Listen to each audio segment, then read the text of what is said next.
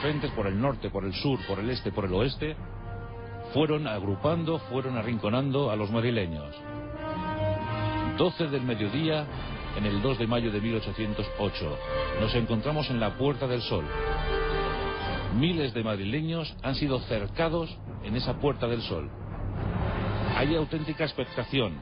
Los soldados de infantería francesa no están actuando, no hacen nada, simplemente les tienen ahí como encarcelados, como en un campo de concentración improvisado. A lo lejos se escucha el galopar de unos caballos. Se está acercando la caballería mameluca. Los mamelucos, en compañía de algunos jinetes polacos, llegan a la Puerta del Sol. Se producen hechos de absoluta violencia. Algunos mamelucos son descabalgados y muertos allí mismo. Los madrileños se defienden como pueden, pero sufren muchísimas bajas. Hay un espectador de lujo. Su nombre es Francisco de Goya y Lucientes.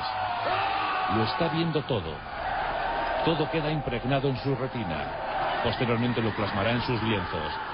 El gran testimonio de aquella jornada heroica y épica, el 2 de mayo. Los mamelucos reprimen a los madrileños, provocan muchísimos muertos, ellos también tienen los suyos, y se retiran.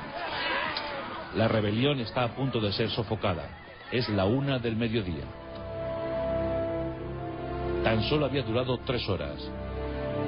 Los muertos a decenas, los prisioneros a cientos, los heridos ni siquiera se llegaron a contar. Por las calles de Madrid, auténticos regueros de sangre. Pero ¿qué pasaba? ¿Qué pasaba en el parque de artillería de Monteleón? Un parque pequeño, con una pequeña guarnición, un retén francés y algunos soldados españoles. No habían intervenido. No habían intervenido hasta ese momento, hasta esa hora. Prácticamente la revuelta había sido sofocada.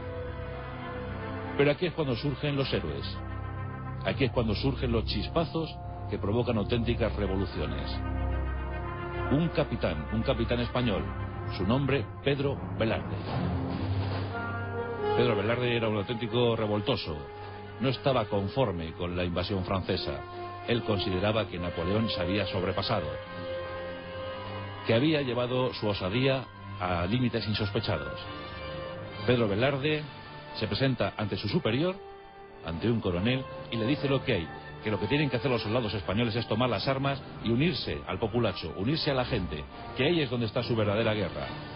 El coronel le reprende, le dice que esa no es la actitud que debe mantener un oficial español. Pero Pedro Velarde coge su mosquete y se lanza a las calles. Rápidamente consigue el apoyo de algunos cadetes, de algunos fusileros, apenas una treintena, y con ellos se dirige al parque de artillería de Monteleón. Allí había un auténtico arsenal. Podría surtir de armas a la población civil. Se le une un teniente muy amigo suyo llamado Jacinto Ruiz. Y juntos marchan hacia el parque de artillería de Monteleón. Allí se encuentra el capitán Luis Daoiz. Él en principio no quiere dar armas a la población. No quiere presentar combate. Pero Velarde le increpa, le estimula, le hace ver la necesidad del día, el compromiso que deben adquirir las tropas españolas ese día. Y Daoiz accede y arma a unos cuantos que por allí acechan. Se habla de un número de entre 200 y 500 madrileños. Lo cierto es que se atrincheraron en el cuartel de artillería. Las noticias hicieron prisioneros al pequeño retén de franceses, y las noticias enseguida se propagan por la ciudad, por la capital. Hay un núcleo de resistencia en Monteleón. Los franceses, por supuesto, bien informados, acuden a ese parque de artillería. La idea es tomarlo sin mayor esfuerzo, combinarles a la rendición y que todo acabe en un par de minutos. Pero Velarde, Daoiz y Ruiz no se quieren rendir. Sitúan los cañones, arman a los civiles y se preparan para la batalla final. Rodeando el parque de artillería se calcula que había unos 10.000 efectivos franceses. La resistencia era de todo punto inútil. No se podía hacer nada. Sin embargo, los españoles clavan allí la bandera y deciden resistir hasta el final. Nos encontramos en esa hora que va desde la 1 del mediodía hasta las 2 de la tarde.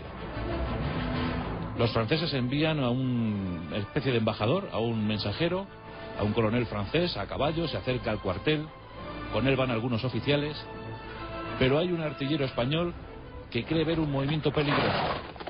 Y justo cuando se está acercando la embajada francesa, los españoles replican con fuego de artillería. Rápidamente comienza el intercambio de disparos.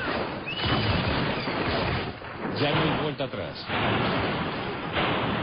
Los franceses se repliegan con algunas bajas importantes. ¿Qué hacer? Los españoles están resistiendo. ¿Qué hacer? Las órdenes son tajantes. Hay que tomar el cuartel de Monteleón al asalto. Los batallones de infantería se lanzan al asalto del cuartel de Monteleón. En pocos minutos, todo ha terminado. La resistencia española cede.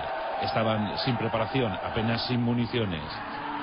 Todo había sido inútil, pero no del todo. El capitán Pedro Velarde muere en combate. El teniente Jacinto Ruiz corre la idéntica suerte. Daoiz ha sido mal herido y morirá también. Los civiles son fusilados allí mismo.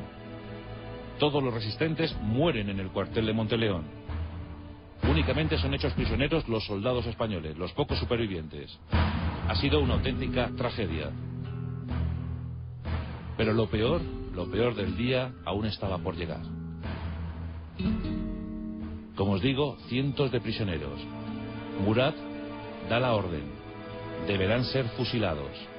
El levantamiento y la revuelta merece un castigo ejemplar. Esa misma madrugada, en algunos lugares emblemáticos de Madrid, como el Prado, por ejemplo, como la Moncloa, como el Monte de Príncipe Pío, hasta esos lugares son conducidos cientos de españoles. Durante 3 madrugadas serán fusilados. Una y otra vez, de forma incesante, en grupos de 3, 4, 5, 6, iban siendo machacados literalmente. Hay un testigo, Francisco de Goya y Lucientes. Los fusilamientos del 3 de mayo. Obras inmortales, imperecederas, que quedarán en el sentir popular. En cuanto a las bajas del día, se calcula, las estimaciones más precisas hablan de 1.200 madrileños muertos. 1.200 madrileños fusilados o muertos por las calles. Murat envió un documento, envió un informe a Napoleón, donde le advertía que la revuelta en Madrid había causado apenas 31 muertos entre los franceses y 114 heridos, en total 145 bajas. Otras estimaciones nos hablan de unos 300 muertos heridos. En todo caso, muchísimo inferiores a las españolas. 1.200 muertos y casi todos población civil.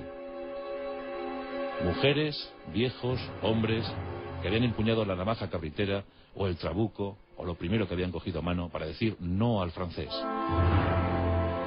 Sin embargo, muchos escaparon de Madrid.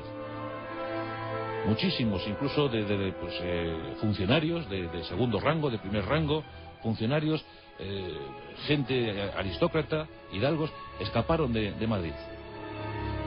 Un grupo de esos huidos llegó hasta Móstoles. Móstoles era una pequeña aldea, un pequeño poblachón, a unas 4 leguas de Madrid. Llegaron a Móstoles. En Móstoles existían 2 alcaldes, uno que representaba a los hidalgos y otro a los pecheros. Sus nombres eran Andrés Torrejón y Simón Hernández. Los huidos de Madrid narran los hechos. La tragedia crispa el ánimo de los alcaldes de Móstoles y con presteza preparan un edicto, una proclama, llamando a los españoles a la resistencia, llamando a los españoles a tomar las armas. Por el rey, por él, pero sobre todo por la tierra. Y aquí tenemos a un héroe anónimo, un andaluz, su nombre Pedro Serrano, un magnífico jinete que acompañaba a aquel grupo de huidos, de perseguidos. La proclama, elaborada por los alcaldes de Móstoles, escogida por las manos de Pedro Serrano, tiene una misión: se va a convertir en el Filípides español. Filípides, ¿os acordáis? Aquel guerrero que tras la victoria en la batalla de Maracaibo